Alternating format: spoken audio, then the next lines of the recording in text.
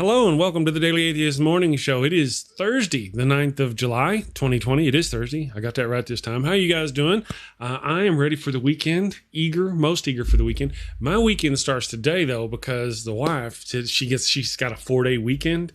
And so as soon as she gets home, weekend is on. Party time. I want to say hi to my guest host this morning, Ethan Micheal, your friendly neighborhood atheist. Good morning, Ethan. How you doing? Good. Yourself, Chris? Doing wonderful so far. You had a good week so far? Yeah, I have. I started, my brother finally got me out of bed to start doing yoga with him this morning. Which is exhausting, but feels good. I got some more energy. That's I didn't good. know that was possible.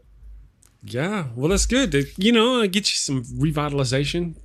Get it in your cheeks. Yeah, they gutted me like a fish, and I got over my surgery, and now I'm healing up, and I'm ready to get back into the exercise thing too. I don't like the yoga though. Too much downward dog. I'm not a fan of downward dog. Yeah, but it feels so good on your low back. That's what that's what they tell everybody. Okay. It really does. We have got Mitchell Diamond is joining us this morning. He is the author of, let me make sure I get this right because it's kind of catchy, Darwin's Apple, the Evolutionary Biology of Religion. Good morning, Mitchell. How are you doing? I'm good. How are you? Doing great. Nice to have you with us. We had a little bit of morning show banter. Did you get up in yoga this morning? I did not. I'm in California, so it's a little early for all that. Oh, yeah, it is awful early. Yeah, unfortunate out there. So good morning. Thank you for joining us today. You could, if you don't mind, give us a quick introduction to yourself. I mean, I could tell them about your BA in biology and your book, but it's better when you do it. I have a BA in biology, and I wrote a book called Darwin's Apple. That's awesome. See, look at that. It's like the persona. Hey, let me ask you though. When did you get the BA, and when did you write the book? Many moons ago. In the previous century. Oh, I see. Okay. I understand. Got that. I am not a professional writer. Well, actually, that's not true. I'm a technical writer, and I've worked mostly in the pharmaceutical and medical device field. But I always had this burning desire to understand the human behavior in general. And along the way, it struck me that people have these various explanations for why humans have religion, and I never liked them, any of them. They were all insufficient, didn't make sense. And so I, at one point, decided I was going to try and figure it out. And after a little bit of thinking, several years, I kind of came to something that I thought made more sense. Gotcha. Understood. We'll talk about that more in a minute. I just want to say hi to everybody in the chat. Best name ever is here. Kristen, she was talking about today is Eric. I think today is Eric Murphy's birthday.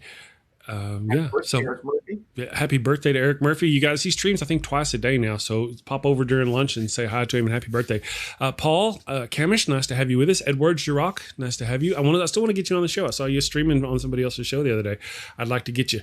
Phil Lister is with us. Brainbug, the Blazing Wizard Pope, just all the wonderful, awesome, normal people who are here. John Hammond has said hello. Let me see. I'm sure I've missed a lot of people. We've got a great show this morning. And Casa Mufasa, Native Atheist, Grumpy Old Dude. Hey, God, how you doing? It's nice to have you with us this morning. So say hi to Amber for me. I also want to take a moment. I always say hi to the people on YouTube, but I forget to say hi to the people on Facebook. And I know this is going to sound strange. We're all proud. Yay! 22 people are watching on Facebook. Or on YouTube. Actually, hundreds of people by comparison watch on YouTube. And because I don't actually have the stats in the chat up in front of me, I don't really realize that most time. And I got to say hi to you people too. So hello to Facebook people. And because of the nature of my show, every time we do a show and I go after the show to look to see if it's monetized, it has been demonetized. Doesn't matter. We could sit here talking with nuns about kittens and they will demonetize the show every time. And all I have to do is go and click review. And they will manually have a person review it. And every time they allow it and they go ahead and monetize the video. I want to say hi to you, YouTube reviewer who has to watch my shit every day. Good morning. And thank you for joining us. So real quick, before we get to the meat of the matter with Mitchell and his book, I want to say, talk to Ethan briefly about his week, because he once again has had a lot of, okay. So we're right now. Thank you, Phil, for showing me that. Phil has several groups in Facebook that I stream to. Right now, we're being viewed by 22 people on YouTube. That's amazing. I love you guys, every one of you. On Facebook right now, we've got 73 people watching, just on his groups that he sees. So, you know what I mean? So I always forget to say hi to the people on Facebook, but you're there and I appreciate you. So thank you. Ethan, been busy. Yeah. Busy sure. Ethan. Yeah. Has anything, you had some interesting guests this week? Yes. So for one, I had that call-in show on Tuesday. We got to talk about that. A lot of fun. And Okay. I can set it up for you to take call-ins if I'm connected. So pretty cool. Gotcha. It's exciting. I really enjoy doing it. Can you... Sorry. No, I'm sorry. You go ahead. Go ahead. So every Tuesday at 6 p.m. Central Daylight Time, we'll be doing this. I'll be bringing on a different co-host each week. However, if you're used to or you're expecting AXP, then you will not enjoy the show. I am trying to do something very different than what they're doing. So okay, tune in every Tuesday if you like. That's good. And then Wednesdays. Oh, sorry. No. Carry on. You had the tone as if though you were finished. So carry on. Oh, yeah. So Wednesdays, I do a roundtable every single week. Last night was the Death with Dignity roundtable. And I will say it did get rather passionate a few times. But there were times where when they were using the religious argument that you can't play God, in my head, I was internally screaming as loud as I can. I don't give a shit what God says. I don't. But I'm the moderator, so I kept my screaming internally, and I let everyone else talk. I think Dave Warnock represented the position accurately. I don't think he got through to Catalina, but eventually, if we keep having these conversations, maybe we'll get through these people more so that they understand they should not stand in the way of just being a compassionate human being and understand when someone's at the end of their rope and all that's left is agony, that they should be doing. Whoa, what? Sorry, dude. All right, so you're talking about euthanasia where somebody willingly kills another individual, and the people who are against it are the people who worship, pardon me, let me get up here, are the people who worship a God who would wade into school children with a sword doing this. Have you read the Old Testament about the things that their God would do? How many children were torn apart by bears for calling an old man bald? Well, I agree with that. I just find that odd. Very funny, very funny. You said what, Mitchell? Your position I is? was just agreeing with the bald comment. I understand. Yes, I'm getting there myself. I'll become more sensitive to that one later. I'm sorry, Ethan. That was why I was laughing. It just struck me as odd that the people who are against it. Do I have a booger in my nose or something? What is that about? Saving that for later. So that's what we do on the morning show. Yeah. Thank you, Kristen. Best name. Yeah. So absolutely. Just doesn't make a lot of sense. How many babies were bashed against the rocks in Psalms 137? Okay. All right. So real quick, I think, and I could be wrong. This is funny. We bring this up because it's an atheist channel. I believe in Psalms 137, or if that's the one we're talking about, about the ones being dashed against the rocks. The song, because I believe it's a song, is telling the Israelites, or the Hebrews, the ancient Hebrews, that is how they should do to the children of the people who had done that to them. It was a song about vengeance, of the equality, eye for an eye kind of more thing than it was just God saying, go kill children. I just want to point that out because that's the defense I've heard. And then I'm still like, that's a pretty piss poor excuse. You're putting in song to kill children. It still doesn't make it any better, but it is in fact reactionary to how they have been treated. It's my understanding. So. And then real quick, next Wednesday, I'm really excited about this one. I don't think other people will, but I've got myself and the 5 Christians roundtable. So one atheist, 5 Christians. I think that's going to be fun. Yeah, yeah, it's fun to watch. Yeah. It depends on how much you muzzle yourself, or how much you engage. But you're the host, right? Are you the host? I'll be muzzling myself a lot See, less. being the host is kind of hard because you got to muzzle yourself. I feel you have to muzzle yourself. Oftentimes, you don't want to do things or say things as the host and be a jerk or whatever, which leads us to you, Mitchell. Good morning. I want to start this out by asking, how did you guys meet, Mitchell? And Ethan, you mean? Yes, you two, Mitchell and Ethan, because that's where I found you. I found you on Ethan's show the other day. I reached out to Ethan. I saw his blog and his podcast, and so I just asked him if he'd be interested in hearing about what I had written. I understand. Okay, gotcha. So are you new to the live streaming verse, or is this something fairly common for you? Well, certainly I've been on a podcast before or two, and I've spoken to lots of groups, mostly atheist groups, but yeah, this is a fairly new medium for me. Okay. Before we get to, go ahead. He did co-host AXP once before. Okay, yeah. There's no doubt. My understanding, I watched your video with Ethan, and you are quite the atheist, cradle atheist. Totally got that. That's one of the things. Not all atheists think the same way. We don't all believe. Just because we're all atheists doesn't necessarily mean we have the same secret handshake. That we don't necessarily agree with each other. Good morning, Pasta Mike, epileptic skeptic, saying hi to you guys. Robert, Mike, nice to have y'all with us this morning. So, if you don't mind, Mitchell, you want to tell us about your book? When did you write it? How long did it take you to write it? Well, it was because it wasn't my primary source of income, or any source of income, really. It was more of a hobby, and it took me a very long time to write it. Let's say it was 10 years in the making. We'll say that. Although I was thinking about it for quite a lot longer before. It was published, I think it's 2016 or 15 is what the book says. So it's been out a few years, but it's a well-kept secret. So it's the way it works in this world. And have you had how's your response been to the book? Did you have it published by somebody, or did you self-publish on Kindle or Amazon? That's how I did mine. I self-published.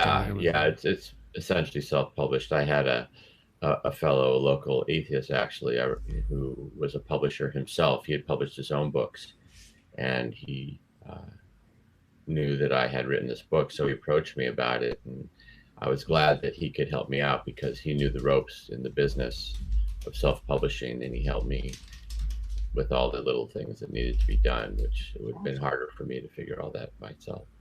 Of course, it's writing a book in and of itself is a challenge, and then trying to publish it, well, that's a whole different. You got to have everything, all your. Yeah, I've done it. It's not necessarily easy. It's a pain in the ass. So, do you want to tell us about your book? What got you? And here's what we'll do, because I'm not a person. I'm trying to be a good Chris. I'm not a person into woo. Okay. I'm a very kind of what you might call a kind of hard skeptic. And then, so whenever I see somebody, for example, saying, don't take that diabetes medicine, instead take this because I saw on YouTube, I call that woo. Right. So whenever a non-expert calls the experts idiots, I call that woo. So I normally try not to have anything like that on the show. I'm not saying that you're woo or that what you're talking about is woo. I actually watched you and Ethan talk about woo and what's woo. I was admittedly distracted. But so what I'd like to do, if you don't mind, I'd like for you to tell your story and give us an idea and understanding about the book, what you wrote in it, and what you mean. Because to say that because man thought of God makes God biological, well, then a car is biological, a TV is biological, this lighter is biological, this wallet is biological, everything is biological that is created by man, And then if you start associating your own words, this is what most people will say when they say, religion. But in my experience, I'm going to say this. Well, you're just redefining your own word to mean something yourself. You know, that kind of sparks of woo, or at least nonsense. So I wanted to give you yourself the opportunity to explain yourself and what you believe and what the book is about, what you spurred. So I don't come off as being a jerk to begin with. Okay, let's back up a second. You're referring to a quote that I put out there, which was more tongue in cheek. That's we don't want to go down that rat hole. Okay, excellent. Thank you. The fact is, that one hurt my brain, brother. Thank you for that. Humans are animals. Yeah. First and foremost. Yes. And so the fact is, religion is not simply beliefs, it's also behaviors. And it's not insignificant behaviors. The behaviors of religion we call rituals. And of course, rituals encompasses a lot more than necessarily religion, but certainly religion has a lot of rituals. And there's a very wide variety of them in the various religions that we observe. So I like to think of it more like we're Jane Goodall, if we're going to look at this. She went and she looked at chimpanzees, and she discovered a whole lot of behaviors that chimpanzees do that we didn't know about until she did that. And I like to look at humans in the same way, because we are animals. And the flip side of that is that people say, oh, we're animals, but we have this giant brain and it changes everything. And so you can't treat humans like you, or observe them like you observe animals, because of our giant brain and our thinking and all these things. No, that on so many levels, that's not right. We are animals, and I want to approach this whole thing in that light. And so when you approach us as animals first and foremost, then you have to ask the question, why do we have these ritual behaviors? Why do we have religious behaviors? What is it about humans that caused us to do that? And of course, there is a large field in the academic world called the cognitive science of religion, where people are actually approaching it in that way mostly. I mean, I don't always feel that they're as rigorous as they should be, but at least they're making the effort. Gotcha. I understand. So with your book, you're talking about religion is basically, well, if religion were a product of evolutionary biology, would we not see more versions of religion in nature? Well, no. Not that we don't, and not that we won't. If we see animals who get smart enough, we may eventually see that. That wouldn't be. That's to say that's a little bit of speculation. Of course, it's possible. Absolutely. But at this point, religion may be one of the very few things that humans are unique about or at, compared to other animals. It used to be thought that only humans made tools, and only humans had symbolic language, and only humans murdered their own kind, and that kind of thing. And pretty much everything that we used to think we were unique at, we find that there are animals that do these things. Religion and some cognitive stuff maybe are the only things that we're unique at. And that is exactly why I had to ask this question. Why is that? What makes us different in that way? So the flip side of that, if you... Well, at that point, you're like, what makes us that way? And if I remember from watching Ethan's stream, you were saying it's a search for the stillness of mind. Well, that's one way of describing it. That's more of the symptom of it. So you're asking, or I asked the question, what is it about all the various behaviors of religion that are in common? So well, before we get into what those behaviors are, you sort of jump to the end of it, which is that they all alter our consciousness, all the various behaviors, all the various rituals in some form. And they don't all do it in the same way. They all do it in different ways. But there is a certain similarity to a lot of them, in which they quiet the conscious mind. They quiet the inner chatter, the thinking mind. Certainly most people are aware and feel that there's this internal dialogue, and that dialogue is constantly chattering away inside our heads. And a lot of people find that as sometimes, not all the time, problematic, and some have this issue more than others. So for instance, if you're OCD, that noise is a problem, and it's constantly going, and it's constantly driving you to do repetitious behaviors to deal with it. That's more on the pathological side, but like a lot of things, it's a spectrum, and we all have various amounts of it. And so you find in our society today that even though there's a lot less religious people, they still have behaviors like yoga or meditation. And those are the common secular behaviors that people use to quiet the mind. But those were all originally religious rituals. And so now I'm asking people to start thinking of religion a little differently than they're used to thinking about it. And that religious behaviors still include yoga and meditation, even in our society, and they have the function of quieting the mind, which is what you were referring to. Okay. So for those who are keeping up with what we were talking about, so quieting the mind, or a stillness of the mind, as part of the purpose of the original function of religion, is a biological function for religion. So the notion that thunderstorms are scary, I mean, there are a lot of other reasons to attribute to I'm trying to explain myself here as far as why a person would, or what I think other people would come up with religions about, or why they would believe bad things. This God has got this. We've had a lot of explanations from historians. What's the sociologists? Let me think about it. I'm also archaeologist, of course, but there's another one that deals specifically. Anthropologists study this specifically, and they've given us specific things, and a lot, and perhaps it's just the way your bio phrases it, but you're essentially saying all those guys are wrong. That's just craziness, and my way is right, because I went and got a BA in biology. Back up a second. Well, first of all, when you say that, that's the what do we say? The argument from authority. Right. Exactly. Yes. And your argument from authority that somebody should believe your book is you're based in a degree that isn't even related with the topic. It isn't in religious studies. It isn't in history. It isn't in anthropology. Has nothing to do with any of those.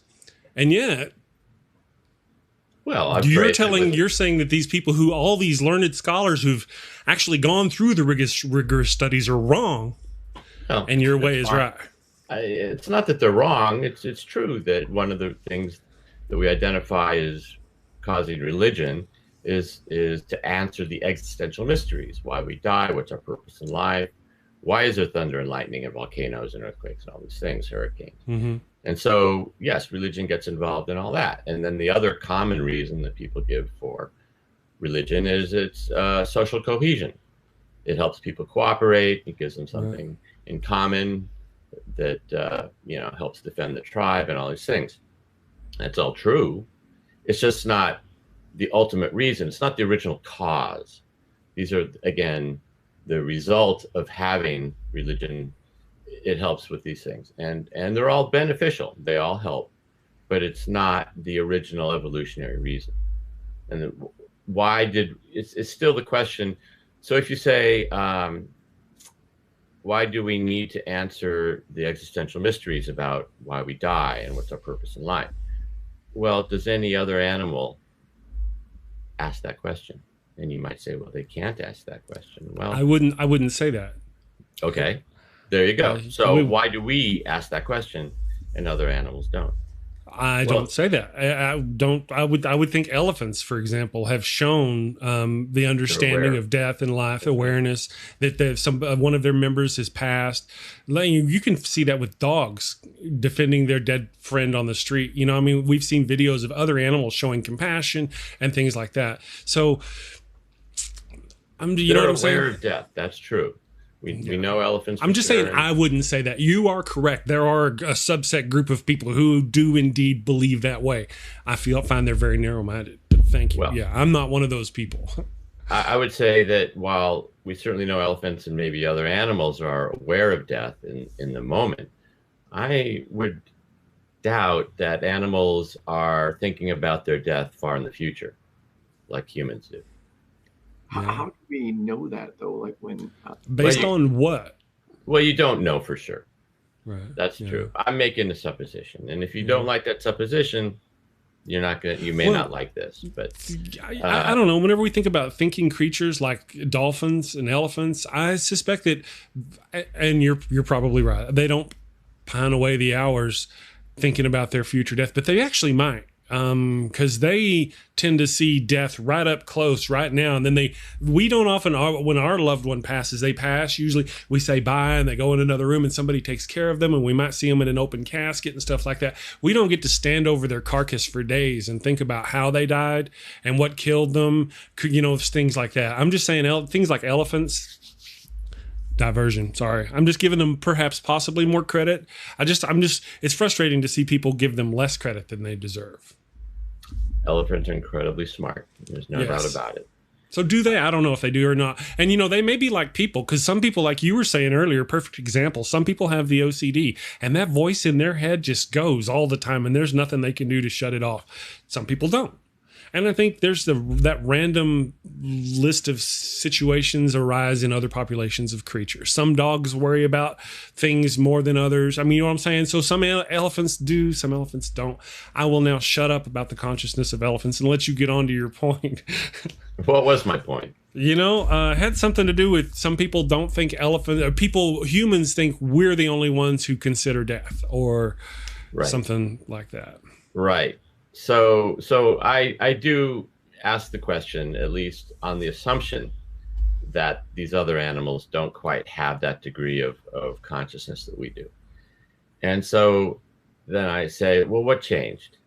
What happened between our last common ancestor 7 million years ago to today, or to early humans, where they started having these ritual behaviors that we're pretty sure, for the most part, other animals don't do, like art and dance and music. I mean, if we think about where religion started, which would be the hunter-gatherers tens of thousands of years ago, long before monotheism, long before city-states and agriculture, what were they doing, and why would they start having these behaviors that we can observe? Some of it, which is the art, we can observe that they buried their dead with tributes, which Ethan and I talked about. And why would they need to put weapons or food or, their dead animal pets in with them in their graves? And the assumption there, and this is, anthropologists are pretty consistent about this, is that it's because they believed in an afterlife and that they had to stock up for their next journey into the afterlife. So what happened psychologically that led them to that? And so it's hard to say how they got there, but I think, for me at least, the key to that is that they had a very strong sense of self. And we know that other animals have a sense of self, without a doubt.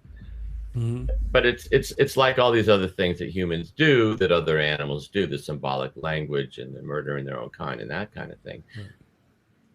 Mostly, humans do that a lot more. The tool use, the symbolic language. Certainly, chimps and gorillas have symbolic language and other animals, but really it's a much smaller degree. Humans do it at much higher orders of magnitude. Right. And it's the same with the sense of self. Other animals have a sense of self, but human sense of self is by far a lot, there's more of it, if you will. And so once you get there to the sense of self, then you can have a sense of non-self. In other words, I know I am different than you, and these objects around me are different than me, and we can put names on them. And this cognitive ability is a lot greater than the other animals.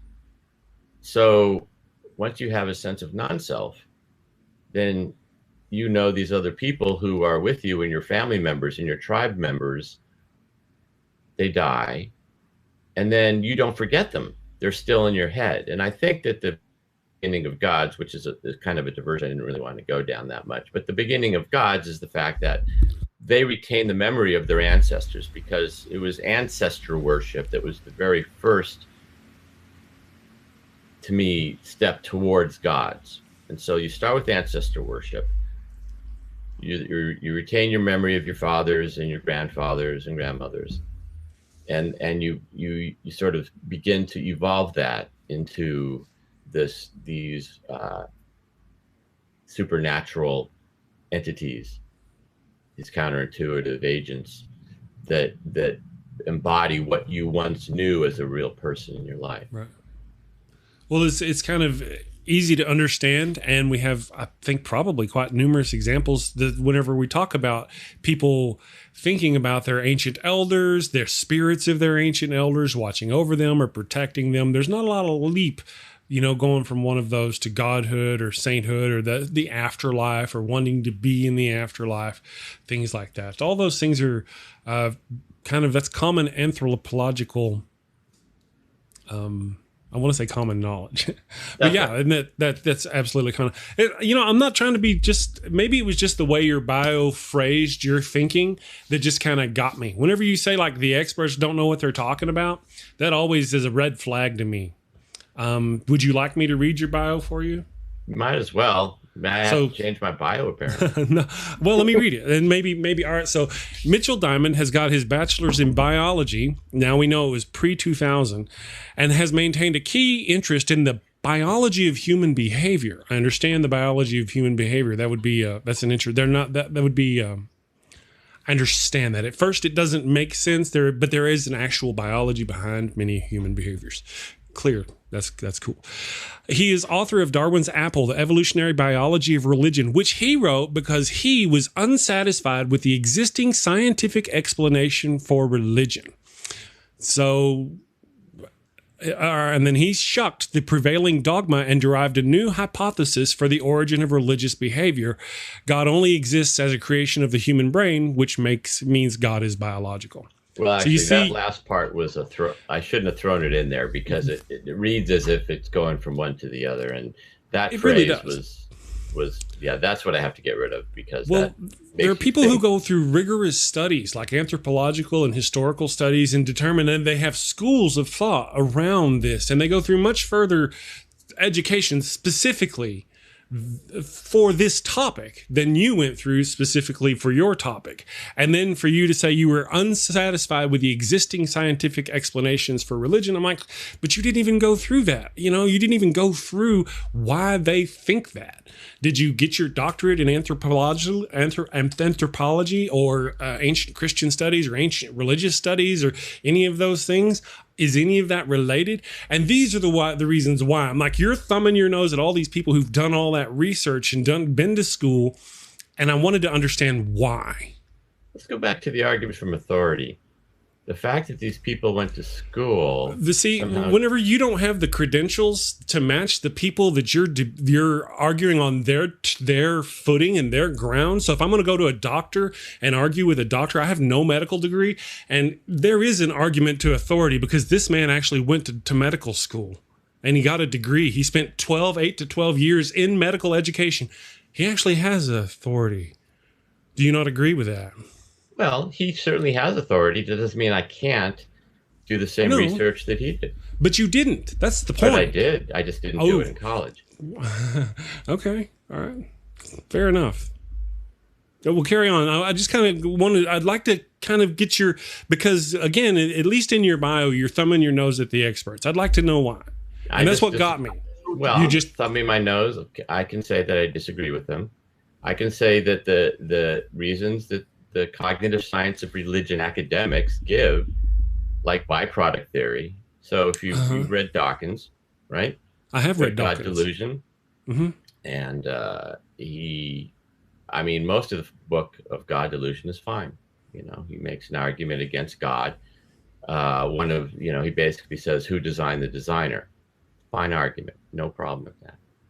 But then along the way, he said something. I'm going to read it to you so I don't forget it, okay? It's my favorite quote in God Delusion. He says, "The Darwinian selection habitually targets and eliminates waste. Nature is a miserly accountant, grudging the pennies, watching the clock, punishing the smallest extravagance." Punishing the smallest extravagance. What do we think religion is in terms of resource usage in humans?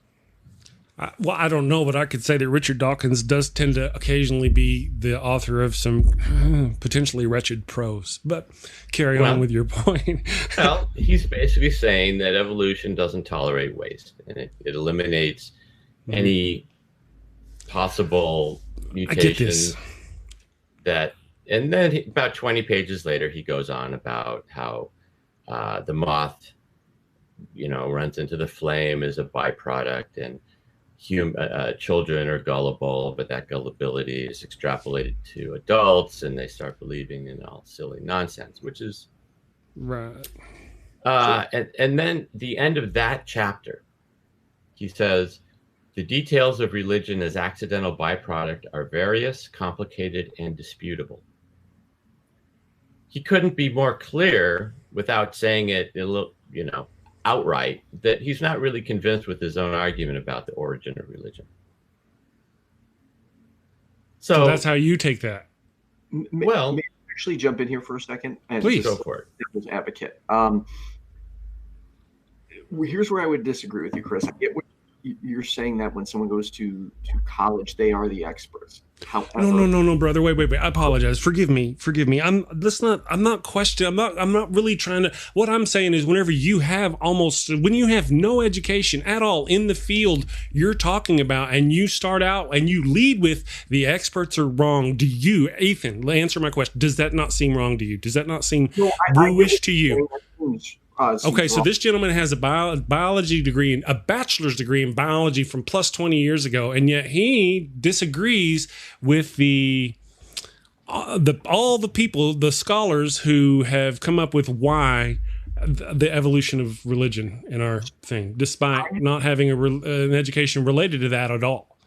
I have no formal education in the IT industry. Right. And yet I have a position in the IT industry. I understand that completely. I find that many people who have degrees are in are within the company and other parts of the world are reaching out to me for help, or I'm having to correct their mistakes. I got you. I totally understand that. I got that. Totally. That's kind of not what we're talking about. I can actually feel you, because I didn't go to school either. I owned my IT business for 10 years or so and did IT for businesses. So I feel you. I didn't have an education. I ran across educated idiots. We're not talking about one-off educated idiots. We're talking about a school of thought. An entire collection of educated people have said this. Entire schools of thought say this, and yet this man who has no degree in the field even closely related to this, all we can do is just take his word that he studied. How did you study? You read, and you read, and you read. You read and you read and you read. So let me give you a slightly different take on it. In the field of cognitive science of religion, there are two main thrusts at the moment, which is one is called this standard. Did you get your book peer reviewed before you published it? I'm sorry. Well, not by any. I wish I had, frankly. I had friends who I trusted who were fairly knowledgeable review it, but no one was an expert, unfortunately, in the topic, because I didn't have those connections. Understood. The cognitive science of religion, there's what's called the standard model, which is basically the byproduct idea, which is that there are cognitive modules in our brain, like what's called the agency detection, hyperactive agency detection device, or the other one, not coming to me. But anyway, there's these various cognitive modules, and that they, as a byproduct of those cognitive modules, which are evolutionarily advantageous, there's this byproduct, which is where we get these religious ideas. That's the standard model. it says that religion is not functional. It is not adaptive. It doesn't have any evolutionary benefit to humans. Whereas there's the other group of the cognitive science of religion folks who say religion is adaptive, and they will talk about social cohesion and the other thing that we talked about, which is that it answers the existential mysteries. So they're making a case that it is beneficial, it is evolutionarily adaptive, which means that it has genetic predispositions, that there has to be some genetic basis for religion. They go back and forth. They're fighting like crazy. They have their conferences, and I mean, well, you know, whenever we talk about the science of evolution, people pattern recognition, you know, just pattern recognition alone goes further to explain the nature of the basis of the foundation of religion than any of those other things, you know? Well, who was it? Whenever we talk about like the stars, people who for 20, 30,000 years, these people lived on the plains and they would migrate north and south based on the pattern. You know, I mean, just things, there's so many other things that can explain it besides that. There's an article, an academic article by Ramachandran and Herstein, for example, where they talk about some of the cognitive modules, the brain modules that influence art. And so pattern recognition is one of them. And binding is another one. I don't have to talk about the details of that, but they list several of them. And pattern recognition is something that all animals do. And binding is something that all animals do. So there's still this question of, in that particular case, why does pattern recognition have some relevance to religion when any sentient animal is doing that? There's got to be something about religion that's unique, and something about humans that cause that to happen. Well, I think that anthropologically and scientifically would be explained more with us having a larger brain pan and more abilities via, we have consciousness. We have certain levels of consciousness, which you and I have actually discussed on this show, that other animals don't possess. And let's discuss briefly one of them being that, you know, an animal can recognize itself in a mirror. Some animals can't, some animals can. And it's like an additional add-on that you get in your brain. I got that add-on in my brain, and now I can recognize myself in a mirror, where this ape over here did not have that, or this lemur or whatever, and he does not recognize, he thinks there's another monkey in the mirror. Same thing, your brain gets a little bit bigger, and bam, I've got the ability to form a religion, because now you can understand, like you were talking about yourself, beyond yourself. You said other animals, but other animals don't have certain abilities that we have, and those that do have demonstrated similar things. But I mean, to base those things, I would state that those things are more likely on, you know, hey, oh, thunder is bad. It scared us. The lightning killed Bob over there. Did I do something wrong? Have we angered? It's easier to imagine there's a larger consciousness, even people today who are not who are not religious, or who don't believe in Christianity or something like that. They're just spiritual, still can't get over that notion that there's not something bigger than us. You know? Right. So we have this great intelligence. We have this huge brain. It's that add-on that we've got. Well, and so because we're used to religion existing, we think in terms of those people who believe in God. But if we're so smart, why do we believe in something that doesn't exist? You think that if we're rational beings, that actually is something that we should understand, that we should realize when things exist and when things don't exist. And yet we've created this whole other world beyond our corporeal existence. Right. So again, that's the question I'm asking. Why did we do that? Well, we have lots of examples right now of woo peddlers who go around peddling their woo and having people believe it. They come from a position, they claim that they have authority and they know more than other people. And the example I want to use is a video I did about a year ago of a gentleman, these parents who took the advice of this gentleman who had a YouTube channel and stopped giving their son his diabetes medicine, because this guy said that, you know, watermelon was as good, because he didn't have the proper credentials. He didn't have the study. But what he did have was the ability to tell us that those doctors just want your money. Right. So people have the ability to believe things that aren't true. It happens all the time. And this really goes to another aspect of my book, which I really haven't talked about yet, which is that that's right. Human cognition is actually not as good as we think it is. So there's a big disconnect I would agree with that. What we think we know and what we actually know. So it turns out that we think we're rational beings. We're not rational beings. Humans. So in terms of evolution, we're this wonderful experiment where we've got this big brain and it's given us all these incredible capabilities, and we've built this wonderful civilization like no other animal before us. There's no question about that. And so we think that we know what's going on, and we think that what we observe, we record as a memory, and it's not that way. And we're actually irrational, that humans don't, our brains are really run on heuristics and cognitive biases and habits of mind and so-called common sense.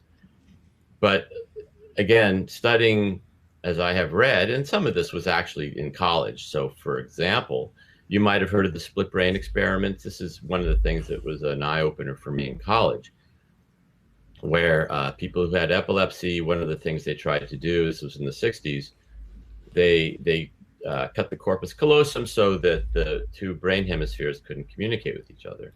And it actually helped lessen the severity of the epileptic episodes. And then they found, doing some psychological studies, that people could perform tasks without consciousness.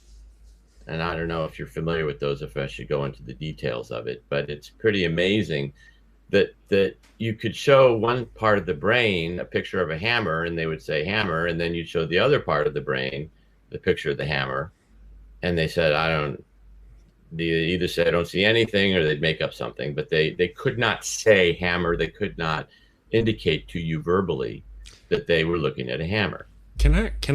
I remember one of those. They'd show a picture of a horse and a hammer, one on one eye. The mouth could say hammer, the hand could write horse. That's cool exactly stuff. Right. Totally. That's amazing. Yes. And so it showed me, first of all, that consciousness is not a requirement for cognition. And the more you look at this and you start diving down into the actual psychology and neuroscience of it, is that most of what we do is unconscious. Most of what goes on is not, it's not rational. It's automatic. It's just that we have this loud thing called consciousness talking in our head all the time. Mm-hmm. And so that makes us think that what we do, that we're actually in control, that we're the director of our own movie. It's not true. Science is absolutely clear that that's not true. I think one of the things you said earlier, as you were getting to that description, was just ironic, fantastic, right, wrong, amazing. It was, you were saying, we're not as smart as we think we are. And then you went on talking about how all the great things we've created, we've been on the moon, or you didn't do that. But you know what I'm saying? You talk about all the things the human brain has done compared to any other creature on the planet or any other specimen we've ever seen. Our brains are phenomenal. There's no doubt we are.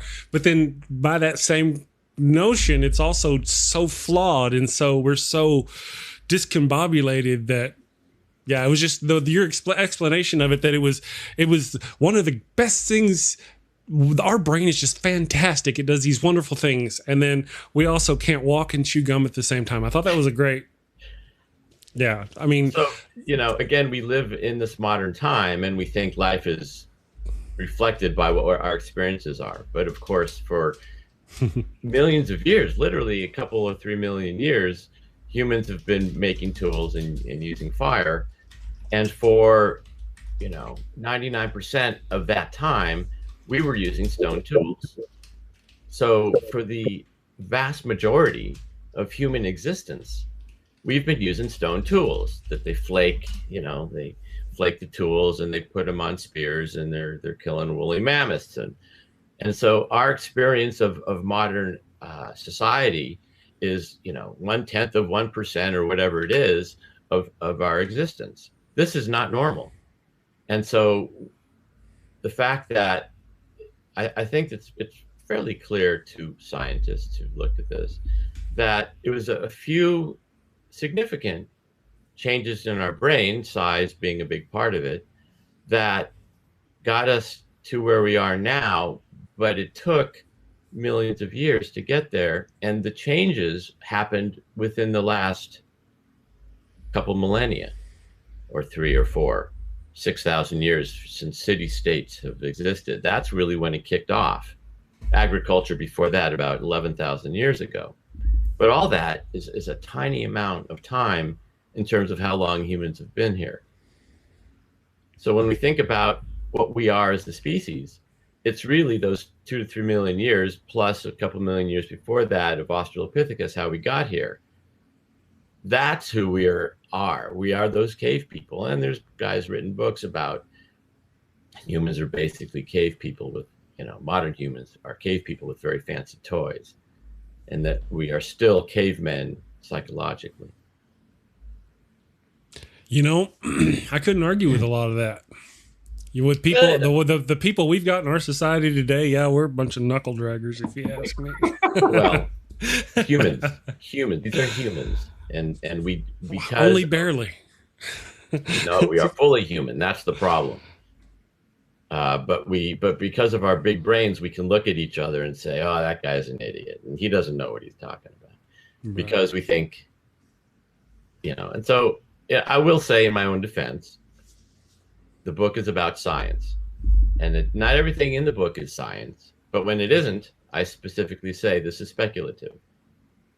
But it is based on science, and it's highly cited to people. Everything that I cite is scientific, and you can look it up and say, did I do my research? Is it based on reality? Right. And so, of course, science is a wonderful thing because it, to a degree, divorces us from our opinions. So we can talk, you know, I'm sure you guys have done it plenty on the scientific method. And so when you have, you know, someone who thinks that ulcers are caused by stress, and then someone comes along and says, no, it's caused by a bacteria, and everybody's going, no, you're crazy. We know it's been stress all this time.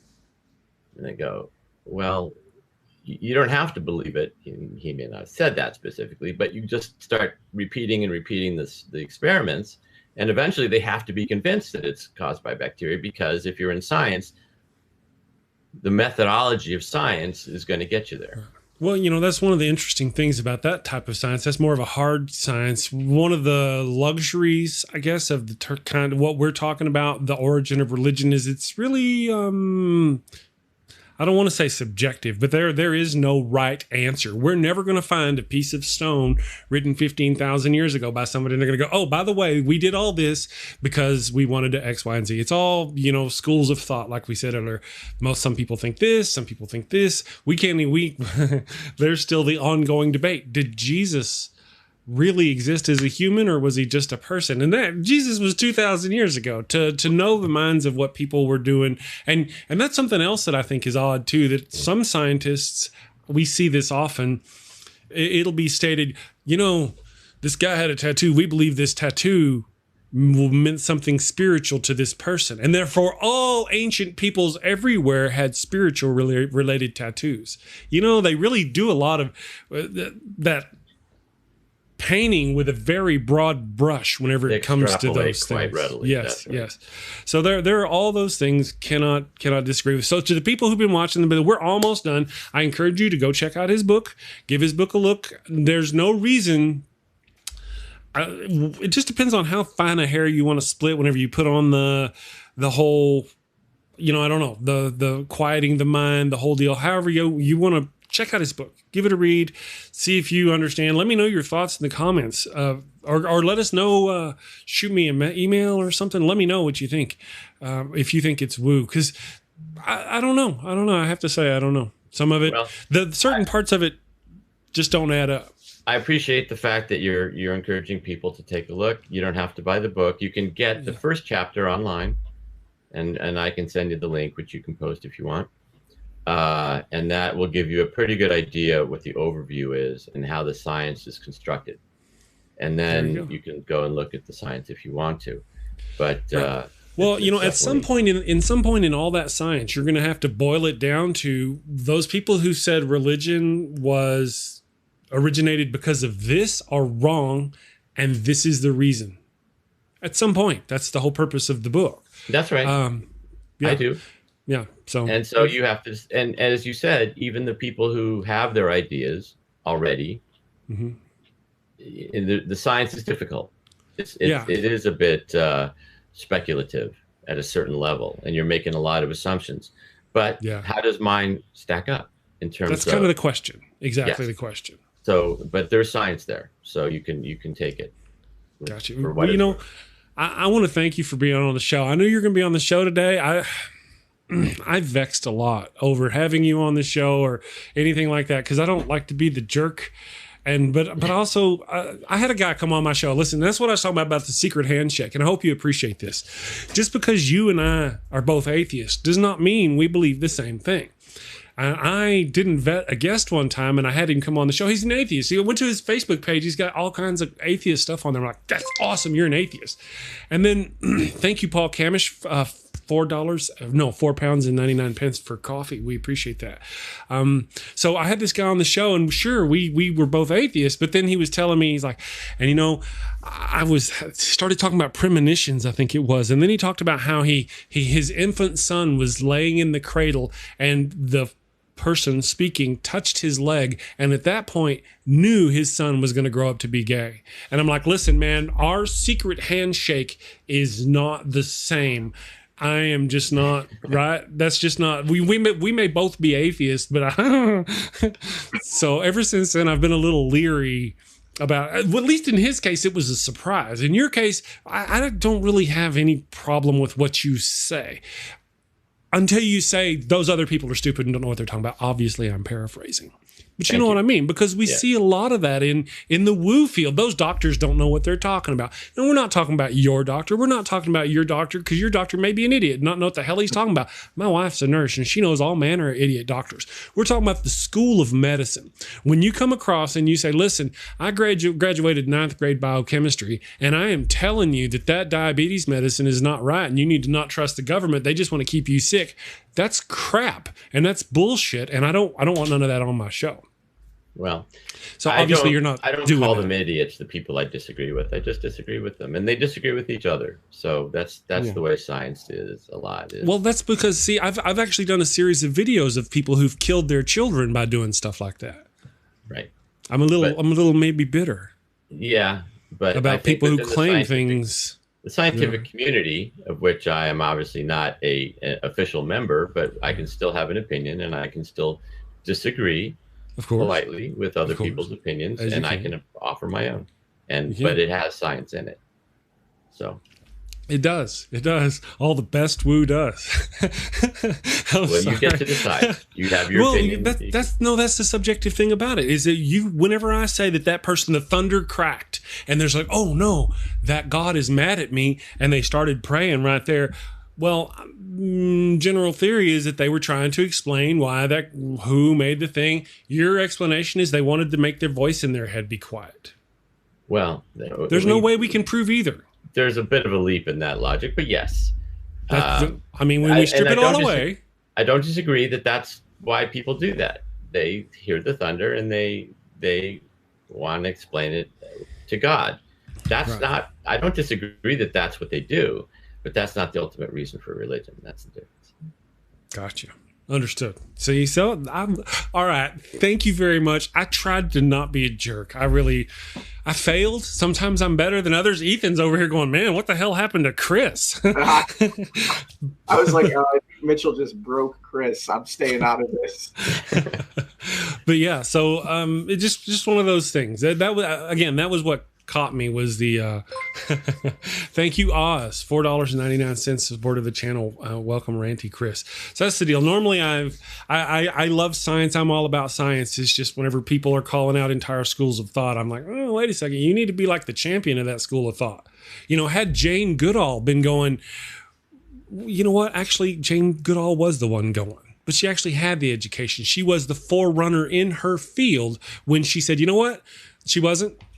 She did not have a degree when she went to look at chimps. She got her degree after. Okay. So don't listen to Jaden Goodall before or after. I don't know. You win that one. That's fine. I can give you that. That's fine. Just to sit there, that's the whole deal. To come, did Jane Goodall go before everybody and say that you're all wrong?